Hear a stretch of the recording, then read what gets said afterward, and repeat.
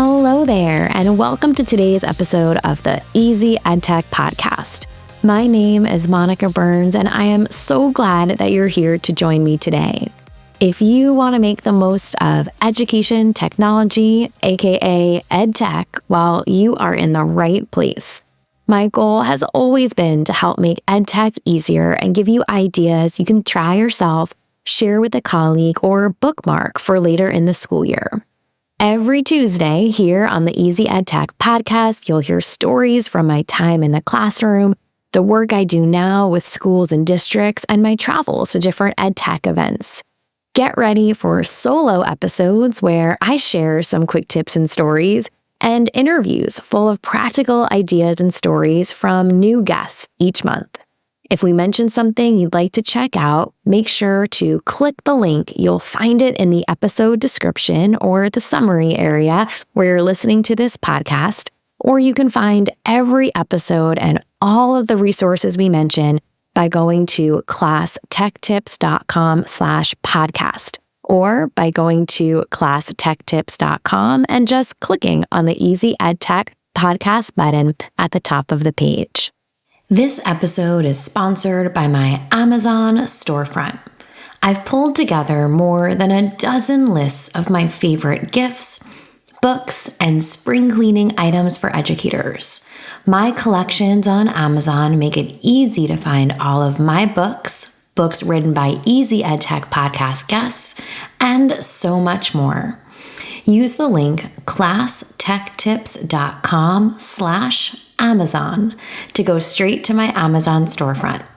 That's classtechtips.com/Amazon. This week's episode is titled How to Make Your Own Educational Videos. Creating animated videos is a fantastic way to capture student attention and make learning more engaging. Whether you're illustrating a complex concept, telling a story, or providing instructions, videos can bring your lesson to life in a way that static images or text just can't. Teachers can create videos, including animated videos, to share with students, and kids can take on the role of creator too. This may be easier or quicker than you think, particularly if you've got the right tools in hand. And maybe after trying it out yourself, making a quick animated video for a morning message or to explain a vocab word, well then maybe your students could make their own animated videos to capture their learning too. So today, I have a handful, about a half dozen, what I think will feel like practical tips to help you get started making super short, super simple, but compelling animated videos for your classroom. And today's episode has really a dual purpose of setting you up for success to make a quick video, but also to really get some tips you can model and share with student creators too. So we're going to look at some of my favorite tools, a handful of favorite strategies, keeping it short and sweet in today's episode. First up, choose a simple tool. The spotlight tool we'll look at in today's episode is Adobe Express, in particular their Animate with Audio option. I've done some work with the Adobe education team over the past few years. You might have even seen some of my pictures on Instagram leading trainings for them at their Times Square office, but it's not the only one. I'm just choosing that to start as an example that will kind of thread through, because their Animate with Audio option for creating quick animations is free and super simple. There's others you might explore too, or you might even have a favorite as we're diving into this today. You might use Scratch and have kids create animations using coding skills. You might use Stop Motion Studio, which is a super popular iPad app, especially when it first came on the scene. anything. So choose just one tool that you are comfortable with. You might even try out an AI tool like Whisk from Google to make a quick animation. Just as long as you've got one in your back pocket, you're good to go. You don't need to use all of them, right? But just choose one simple tool that you can stick with for the semester or for the school year. Next, choose a background. In the Adobe Express Animate with Audio, our students can draw a picture and upload it for the background, or even create an image using AI and pop that in the background. If you're using a tool that's another video tool, keep it super simple. Just choose one simple background. If you're already using generative AI tools, maybe you're making your own image, or, creating something based on, a prompt or vocab word. So create a background, something super simple, a picture you've snapped, a picture you've uploaded, a picture you've searched for, or maybe one you've generated with AI. Next, keep your video short. If you've attended a workshop with me on formative assessment, it's one of my favorite topics. I often share that reminder to keep student videos short, and the same thing goes for you too. If you're making an animated video where you have a character pop up on the screen, that's what you can do with that Animate with Audio feature, then you want to make sure you're recording, whether you're explaining a vocab word or a short concept, is pretty concise. You or students might outline or script what you're going to say. That way you don't get too wordy. Next up, add captions.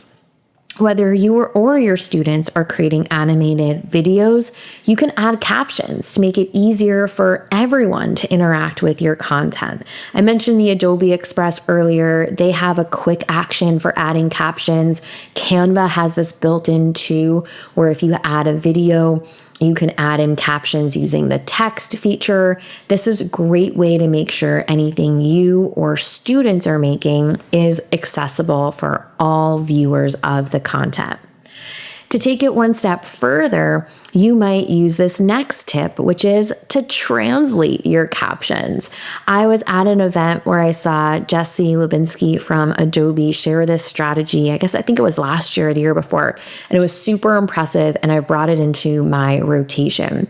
There's a handful of tools that do this. Adobe Express lets you just tap the translate button on the top of your screen, and if you've added captions, it'll auto translate for them. It's not going to redub your voice. There are some other tools that will do that. I shared Rask AI on Instagram maybe a year or so ago, and it dubs your voice. It's a little intense and a little more involved than what we're talking about here. But if you do want to take just a quick step of translating captions, this option inside of Adobe Express is super quick. Next up is to attach your video to a QR code. If you or your students have created a video, an educational video, you can take the link to that published video and turn it into a QR code. Now, some tools automatically publish videos online, so you can access them that way. Alternatively, you might have a video file and add that to a cloud-based tool like Dropbox or Google Drive. Then you can take that link and turn it into a QR code. I do have a blog post called How to Put a QR Code on a Flyer that takes you through these steps, but there's a handful of tools that allow you to quickly create a QR code. Padlet TA is one that does it. That's become a favorite in my rotation, but if you're making educational videos, this is a great way to share them. And our next tip is to make a short link to your video.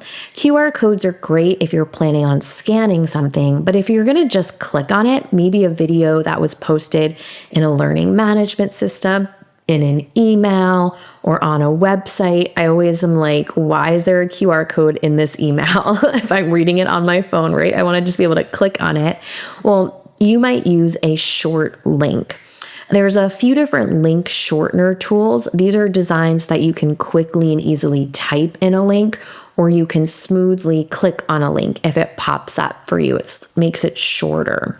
Padlet TA, which I just mentioned, lets you do that for free. Bitly lets you do that for free too. There's a few of them, but it's a great strategy to have in your back pocket for quickly sharing an educational video. So whether you're doing something animated or you're doing something recorded that's short and sweet, I hope these quick tips will set you up for success for the next educational video that you make.